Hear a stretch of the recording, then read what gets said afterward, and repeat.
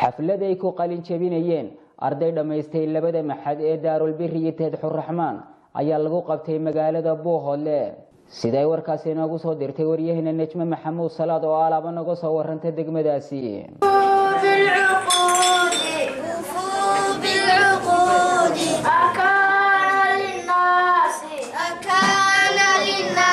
xalfad ballaanay ku qalan jibinay ardada dhameysatay labada maxad Daarul Birri iyo Tadxur Rahmaan fadan ballaanay ku qalan jibinay ardada ayaa waxa ka soo qayb dhamaan bulshada qaybaheeda kala duwan ugu horeeyeen macallimiin waalidiin iyo marti sharaf aad u badan lagu soo casuumay ugu horeen waxa halka ka hadlay labada maamulo Sheekh Umar Cabdi Ibrahim iyo Sheekh Shaafici labada maamulo oo ka kala socday labada maxad iyo halka waxay hambalyo iyo dardaaran u jeediyay ardada ka qalan jibisay maanta iyagoo u sheegay inay waxbarashadooda sii wato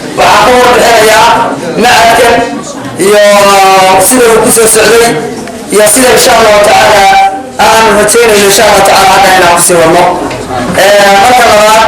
صدق لا إله إلا الله هذا القرآن أقوى اليوم متى القرآن أرضينا حتى بعيسى أرضينا معك دار بيري يفتح الرحمن لما هو الحمدلية من أيام الحمدلية الحمدلية تجب عليه إن شاء الله تعالى وقال بدلتين مرحلة هو صدق آيات قال بدلتين دكتور سرايا سعطة على شريك كوب توتو بيروا توتاني حمدنا ماموس كلامك على القصة فياي إن يتعيو يوكي يعرف يبيش السعودي هذا يتعسان لي ترى والدين تعرف عطينا إنك سوق جاسي شرف المنتهين بقولك وبقول عنهم مقالين يا إنك مقالين مغن هذا يلي المحف في فضل الرحمن وعلى أساسي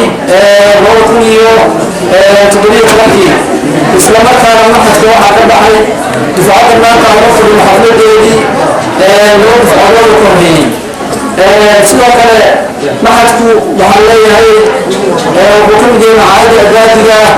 ووصلنا محف كسرية الإمام النووي العلوم الشرعية والعربية والمادية محفكو ومحف محلي هو صدح حاجة محلي محلي حاجة مادية حاجة دينية مستوى مستوى شرعه هو حال واحد في سياقة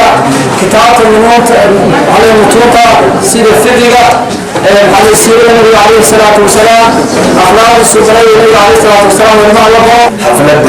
دائرة تدريب وقالت شمينية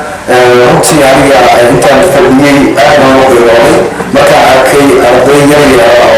بلد أرض خاصة haddana heerka waxbarasho meesha ay ka taagan yihiin arkay iyo gobolka kale markaas booqan dhigay waxa aad iyo wax badnaatay iyo soo jiidatay gobolka ku noosheeyay inaad aad ugu nasiib badan tihiin dhanka waxbarashada ama dhanka diinta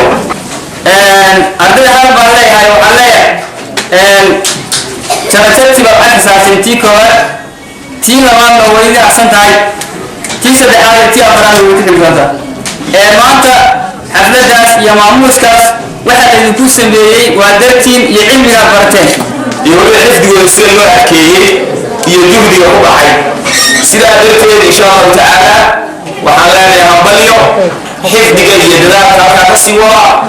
waxbarashada sii wada dadaalina insha Allah taala waxa noqonaysaan hogaamiyaasheena berito insha Allah waxaan noqonaysaa kuwa dadka diinta gaarsiiya Allah idinma khasaarinina waalidiintiinni iyo macallimiintiina ku soo taabtay rakaabkii aad xagka saarteen horey u gudba waalidiintana hal baan leeyahayo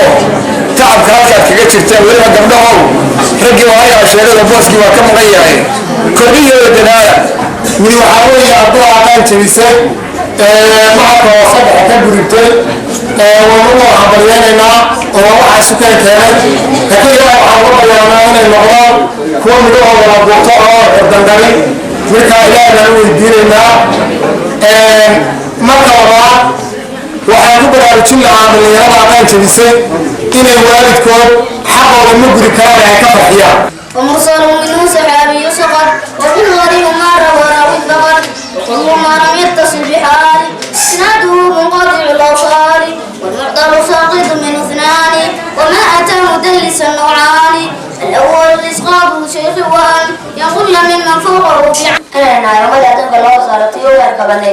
موت ارجيتو ان صلاه لبا قصدار وكليه لهداي موت ارجيتو ان دنيردين غير دقه قارقاتين قارها دك يتما موت ارجيتو dadka waxaan u ahay in ay tahay